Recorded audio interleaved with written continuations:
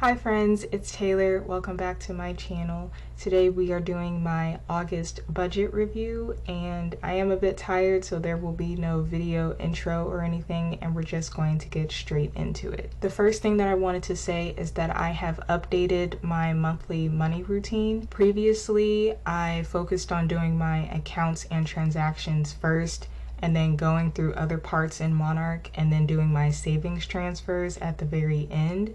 But I found myself double backing, so I decided to move a couple of things around in my routine.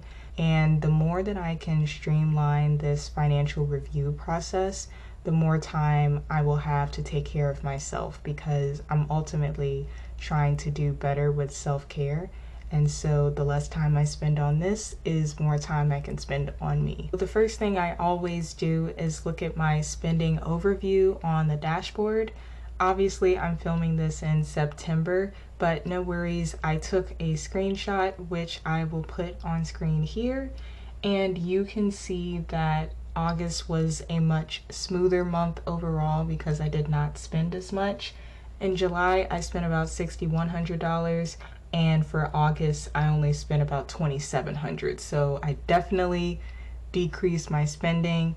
Yes, I know that July was moving month, so it was expected for the expenses to be high, but I do also like seeing that overall my spending was low, because that lets me know I am still staying on track with my finances. The first thing I'm going to do is head over to the accounts tab, and I want to quickly review my accounts. And the last time we spoke, my cash accounts balance up here was not updating correctly, and so it was throwing off my assets and the percentage of cash and my net worth, of course. I have since updated that. It was a manual process, so that was a little bit annoying, but I definitely feel a lot better knowing that these numbers are now accurate. So my total cash right now is just over $3,000. My investments is about $650. My 401k plan is on pause because I am trying to save as much as I can for the move in a couple of months. And Acorns, I am still depositing $5 into that account every month. I have my student loan payments upcoming in October, so I will be doing a detailed video on my debt confessions and my payoff plans, so stay tuned for that.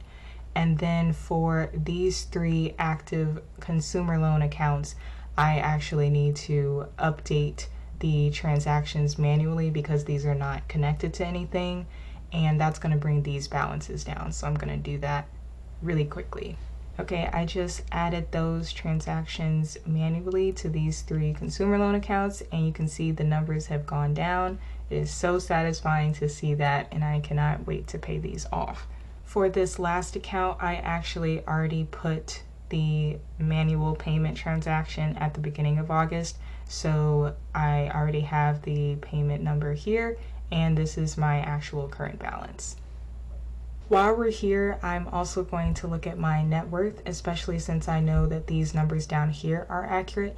So net worth is calculated on the last day of the month, and on July 30th, my net worth was negative $16,566.99, and by the last day of August, my net worth went up to negative $15,007.26. So that was an overall positive net worth gain of $1,559.73.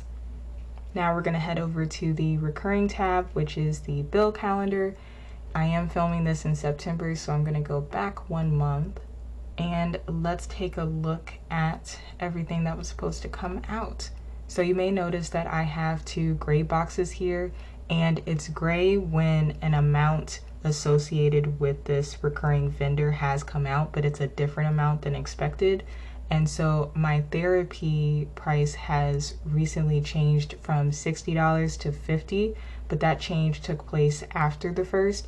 So after I had updated the recurring amount for therapy, this amount was still here, and that's why it's giving me this little notice that it was $10 higher. I also have this one from Instacart, and this is not a subscription, but you'll see that it has this calendar icon marking it as recurring. So I'm just gonna click on this transaction and edit it. And I'm just gonna go up to the top here, mark transaction as not recurring, and then we're gonna go back, and now it's disappeared here. I see green check marks everywhere else, and I also get mobile bank notifications whenever a charge comes out, so I'm also not surprised that everything else came out the way it was supposed to. That's pretty much it for August, so we're good here.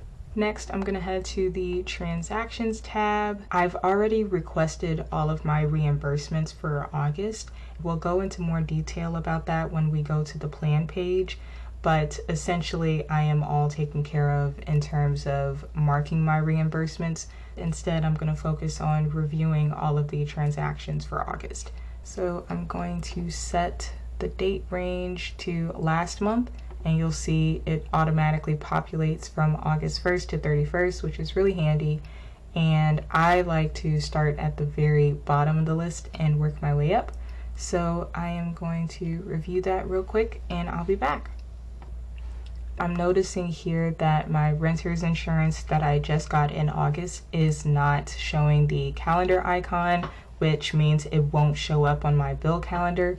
So I'm going to open this up and mark the merchant as recurring. I have the merchant. This is going to come out every month. And yeah, starting on August 8th, this is the amount, it's active, and click save. There we go.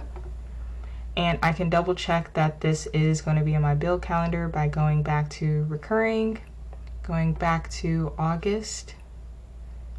And now you see on the 8th, I have my Lemonade account. And for every future month on the 8th, you'll see that it's there. Okay, I have finished reviewing all of my transactions. So now we're gonna head to the Plan tab, which is our budget review. I'm gonna start by expanding all the categories. And I just realized we are in September, so I'm just gonna go back 1 month. There we go. Let's start with my paychecks. I recently moved to a new state where the taxes are a little bit lower. So because of that, instead of earning $31.86, I am earning $32.55 a month now, which is an increase of about $69. And so I'm going to update that here. And actually, I'm going to keep apply to all future months turned on because this is going to be my new monthly income. And for rollover, I've explained before, this is just the amount that I keep in my account, so there will never be an actual number. And there's nothing in unbudgeted, so we can move on to potential. For reimbursements, I expected $217, but apparently you cannot withdraw your reimbursement until you have a minimum balance of $25. And I could have sworn that I was able to withdraw lower amounts, so I think that is new. And so the $19 that I expected to get in my account in August is actually going to stay there until my reimbursement balance reaches a minimum of $25. So we're going to decrease this to $198. And biz income, I finished up a client project this month and got a little bit more than expected because we had some additional revisions and also some brand assets that I needed to purchase. So this is going to increase to $368. And I'm keeping this unchecked because as of September 1st, I'm going on a business sabbatical and like regrouping with what I want to do with my business and my channel and things like that. So going forward, I'm expecting to not have any business income, and we're just going to take it from there. For other income, I ended up getting a class action settlement check from a big company that had its data compromised. It is only $29, but that's $29 I didn't have before, so I'm grateful. And if I expand to show unbudgeted, I ended up getting some birthday money in August. I never really planned for that, so whenever I do get birthday money, it's always a pleasant surprise. So I'm gonna add $221 here. And that's it for income. Let's scroll down to my expenses, starting with my needs. Rent and utilities came out as expected. next month's bills, this is how much I keep in my account to cover my bills for the 1st through the 5th of the next month, because I don't get paid until the 5th. So this is staying in my account. My monthly budget for household expenses is $300, but August I had to buy a couple of extra things that I didn't know I needed, so I was over budget about $170, but we're just going to update it here. And for pet health, this is for Coda's vet appointments. I did get reimbursed for some of that here in the reimbursements tab, but obviously $300 is still a lot. But he only has one more appointment that he's actually going to go to this week, and then he's set for like another year. So soon we'll be going back down to just $58 a month for his pet insurance, and that will be much more manageable. For business expenses, I'm keeping that at $273. Renter's insurance came out as expected. My phone bill was a bit unexpected in terms of going over budget a little bit. I use Mint Mobile, and I'm on a 3-month plan where I get charged $75 at the end of those 3 months. I added on a dollar cushion for taxes and fees, but it was actually $83 including taxes and fees. So I have to budget going forward a little bit more for that. So I'm gonna change this to 83, but I'm not gonna apply to all future months because this is not a monthly bill. It is every 3 months. For transportation, this included me going to work as well as some birthday travel just from here to where I was going for my birthday. So I budgeted $125 and I ended up spending $135. Only a $10 difference, so I'm not too mad at that. For auto, I do not have a car, but I did say in a previous video that I was trying to get my driver's license, and so I budgeted $35 for that, but it ended up being $45. Once again, just a $10 difference, so I'm just gonna update that here. And this is not a monthly expense, so we are going to uncheck that. And now needs is all good to go. Let's go to wants. Therapy, I ended up only spending $100 this month instead of $150. Personal subs, restaurants. Oh, I think I already reconciled these, but for restaurants, I plan to only spend $50, so I just went over by $9. And for fun money, I plan to spend $25, and I spent $29. As for my wealth, all of my payments came out for my debts, investments, and loans. And safety net, I just had one unplanned expense come out.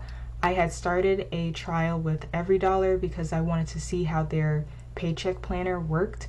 And apparently I didn't cancel my subscription, so I did get charged, but they did reimburse me.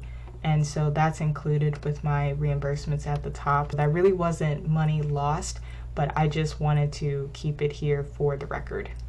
And so my actual expenses for the month was $2,720, with $110 being left over because that's going to apply to next month's bills. Now that I have gone through my income and expenses, Monarch is showing that I have $1,306. However, my bank is saying that I have $1,439.49.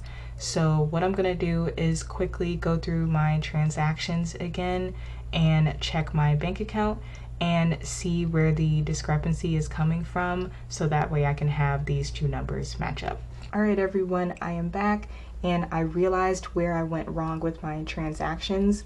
Long story short, I was backdating my transactions in Monarch to the dates that made sense to me.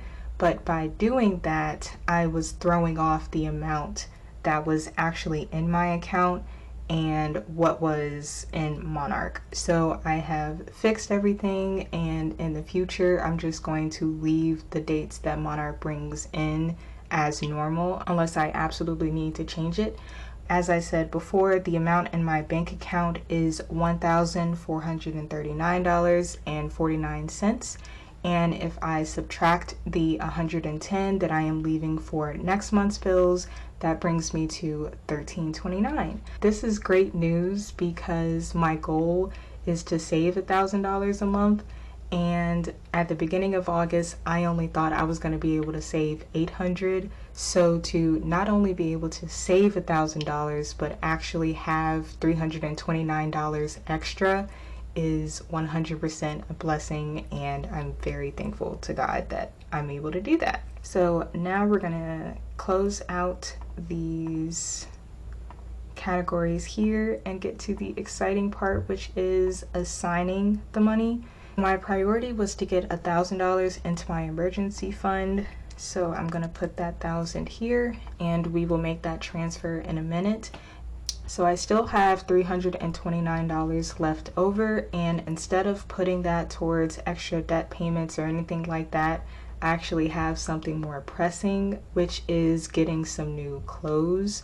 I have been cheap with my clothes for way too long. I have clothes that just don't fit. They are completely worn out, they're outdated, and most importantly, they don't make me feel good about my body when I wear them because I just dislike the clothes so much. So I am going to give myself this $329 as a budget for getting some clothes and shoes and things like that that I just absolutely need, because I don't want to wear clothes that have holes in them. Now, I don't want to spend all of this on clothes and shoes, but I do want to give myself grace to get myself something, because I haven't been taking care of myself for a very long time.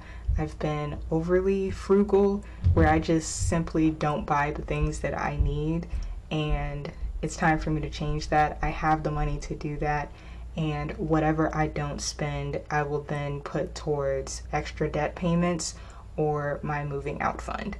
So we are going to go ahead and make that transfer now into my emergency fund account. Obviously, I have to blur out a couple of things, but this is my main checking account, and then I have my emergency fund, moving fund, and sinking fund. So we are going to make a transfer into my emergency fund. And to do that, I'm going to go into my account, click transfer money, and I'm going to transfer it from my main checking account to my emergency fund.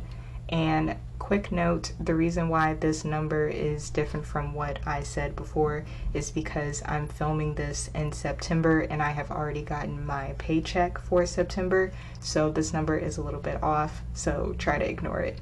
And this will be a one-time transaction. I want it to happen immediately, and we're gonna move $1,000 and hit transfer.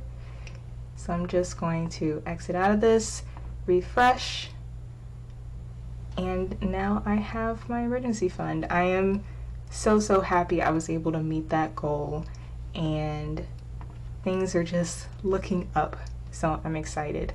I am back here in Monarch, and I'm gonna go to the accounts tab and refresh my accounts. One thing I love about Monarch is that it actually does show any instant transfers between my bank accounts pretty quickly. So I'm just going to wait for this to show up in Monarch, and then I will show you all what the new balances are.